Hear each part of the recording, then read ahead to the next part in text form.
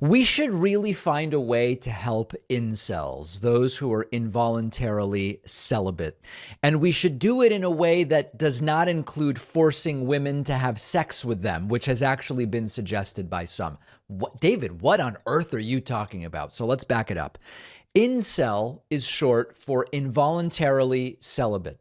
And it's more than just being involuntarily celibate, meaning you'd like to be sexually active, but you're unable to find a partner. It also has a sort of entire subculture. And unfortunately, there have been elements of incel that have been interwoven with mass shooters in some cases, which have not gone unnoticed. And more broadly, there is a concern, and I believe it is a warranted concern, that in general, it's not just mass shootings, there is broader antisocial rather than pro-social behavior that emanates from this group that is in many cases disaffected, in many cases depressed, using that as a colloquial term, not necessarily clinical depression, but just dissatisfied and sad about the status of their lives, etc. And I believe we need to find a way to help these folks, including to find healthier role models than the people that they often end up worshiping, folks like Jordan Peterson and Andrew Tate. So we have to consider the circumstances first. You've got a group that, among other grievances with society, they're upset they can't find a romantic partner. There's loneliness, there's isolation, the suffering of rejection in many cases.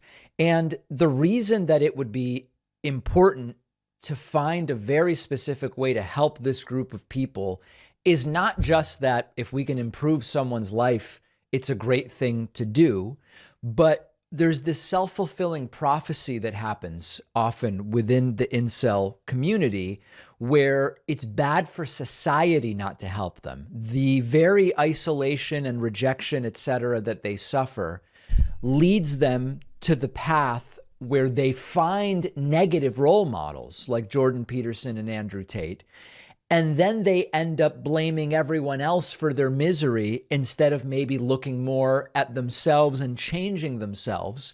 And they end up adopting some of the worst traits of the people that they follow. It's not just Jordan Peterson and Andrew Tate. There's all sorts of like charisma coaches and pickup artists and all this different stuff. And it makes them even less desirable to the very people they are trying to appeal to. So we've got to figure out how to do something. Incels are often portrayed in a negative light in society as well.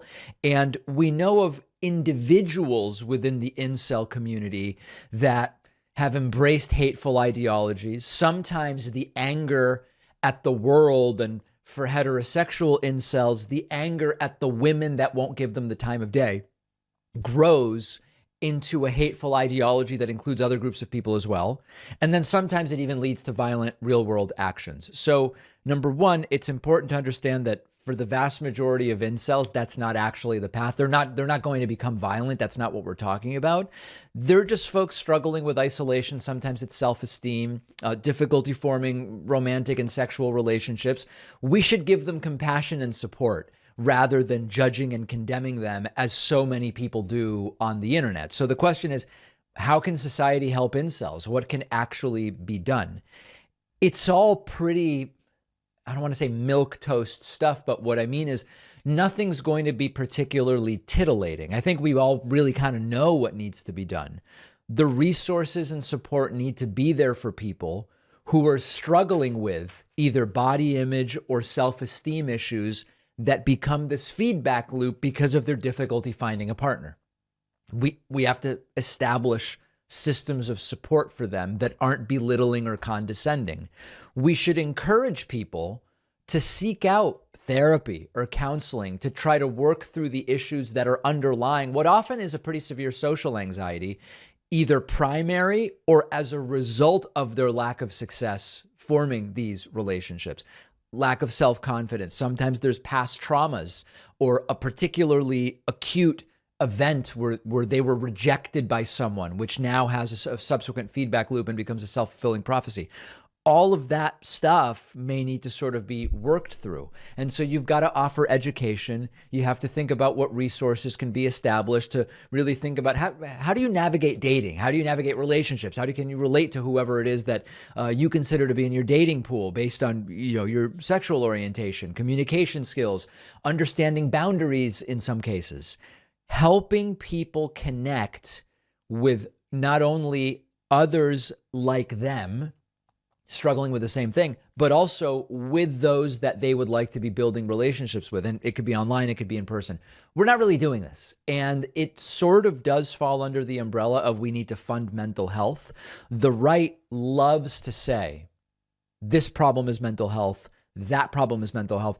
Anything gun or violence related is definitely mental health.